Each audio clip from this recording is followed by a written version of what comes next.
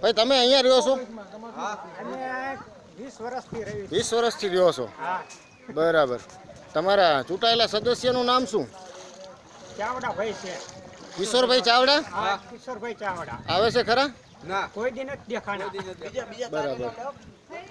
પછી અહીંયા આ ચોમાસાની સિઝન દરમિયાન માટી નાખવાનું કેવું કોઈ કામ થયું ખરું? નહીં, કોઈ હાથમાં નથી લીધું અત્યાર સુધીમાં. બરાબર. તમે કીધું તું એક વાર રજૂઆત કરી એમને? રજૂઆત 10 થઈ જાય. શું જવાબ દે છે? એ લોકો એમ કે અમને ટાઈમ મળે ટાઈમ મળે ત્યારે આવશું. બરાબર. શું નામ ભાઈ તમારું? કન્નાભાઈ. હવે આ જે તમારે અહીંયા જે પાણી ભરાણું, આ પાણીનો નિકાલ આમ કઈ બાજુ થઈ શકે? ઓલી સાઈડ મકાન છે ને અહીંયા બધા આમ આડે થાળા જેવું કર્યું છે. બરાબર. હા હા.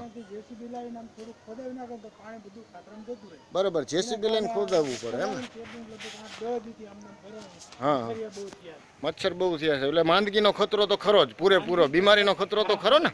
બીમાર મટતા જ નથી, ચાલુ જ છે બીમાર. બરાબર છે. તો હવે અહીંના સ્થાનિક જે ઉમેદવાર છે આપણે કિશોરભાઈ ચાવડા, બરોબર, એમને તમે જાણ કરેલી ખરી આ પ્રશ્ન બાબતે? આ જાણ બે હજી ઓલ બાજુ આવ્યા હતા એમને, પણ આ બાજુ હજી આ તો મારવા આવ્યા નથી એમને. બરાબર. એટલે એમને અહીંયા આવ્યા હતા તો એમણે આ જોયું ને? હા, જોયું છે. તો પછી જોયા પછી કોઈ રસ્તો કર્યો? ના, હજી કઈ ખાલી આંટો મારીને જતા રહ્યા? બરાબર છે. બરાબર. પછી આ બાજુ આ વિસ્તારમાં આવેલા ખરા? નથી આવ્યા. બરાબર.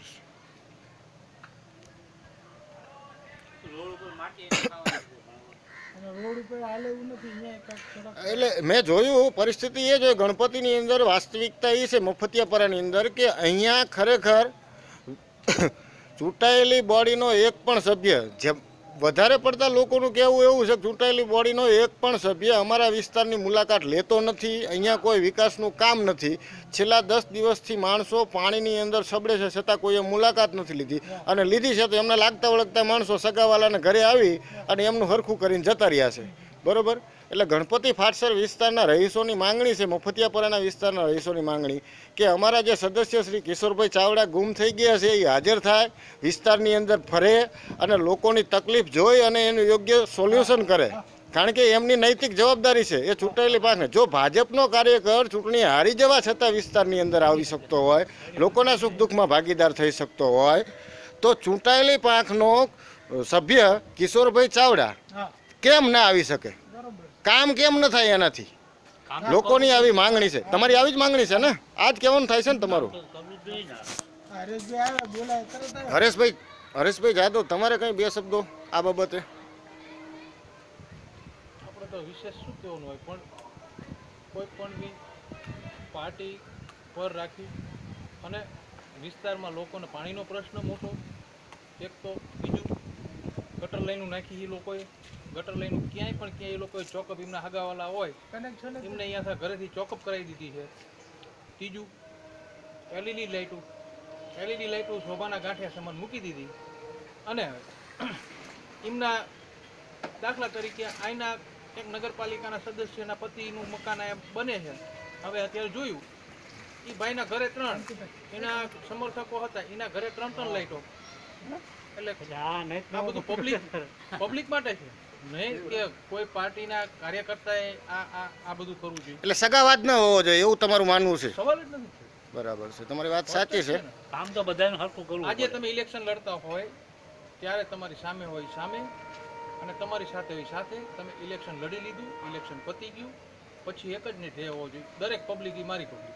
બરાબર છે. એટલે ટૂંકમાં ચૂંટાયેલો સભ્ય વિસ્તારનો દરેકનો સભ્ય હોય છે. મત આપ્યા કે ન આપ્યા એ વસ્તુ ચૂંટણી પછી ગૌણ થઈ જાય છે, આવું કેવું છે ને તમારું? સવાલ જ નથી સાહેબ. બીજું અત્યારે ફરિયાદ એવી મિલી, લગભગ 5-6 જગ્યાએથી અત્યારે નીકળ્યા રાઉન્ડમાં તો જોયું 5-6 જગ્યાએથી ફરિયાદ હતી કે એ લોકો એવું કહે છે કે તમે તો ભાજપનો મત આપ્યા, ભાજપ વાળાને કયો. બરાબર. આ વસ્તુ હું વ્યાજબી નથી માનતો. મારા મતે હું આ વસ્તુ વ્યાજબી નથી. નહીં, એ તો કોઈ પણ એક પણ એંગલથી આ વસ્તુ તો વ્યાજબી જ નથી. કારણ કે આફ્ટર ઓલ ચૂંટાયેલો જે સદસ્ય છે એના માટે તો સમગ્ર વિસ્તારના સમગ્ર નાગરિકો રહ્યા, બરોબર, એનો એ ચૂંટાયેલો ઉમેદવાર છે. મત કોને આપ્યા ન આપ્યા એકવાર ચૂંટણી પતી જાય પછી અવશ્ય ગૌણ બની જતો હોય છે. સમર્થકો એવું કહે કે ભાઈ તમે ક્યાં અમને મત આપ્યા હતા, અમે નહીં કરાવી દેવી, જાઓ તમારે જેને કેવું હોય ને કહી દો. એટલે આ વસ્તુ વ્યાજબી નથી. હા ના એ તો અમે જોયું પેલા ભાઈ બીજું, એક અહીંયા રહે એમના છે એમને પણ સમર્થક જવાબ છે, એમના સમર્થક કે આગળ મોટો પાળો કરી નાખ્યો. આ વસ્તુ ન હોવું, આવું ન કરે, આવું શું ન કરવું. બરાબર કોઈ માણસ પબ્લિક હેરાન થાય એવો ધંધો શું ન કરવો. હમ તમને પાલિકાનું સુકાન સોંપી દીધું છે પબ્લિકે, એટલે એનો મતલબ એવો નથી કે તમે તમારો સગાવાદ ચાલો. બરાબર સગાવાદ ન હોવો જોઈએ ટૂંકમાં, હું એટલું માનું છું. ઓકે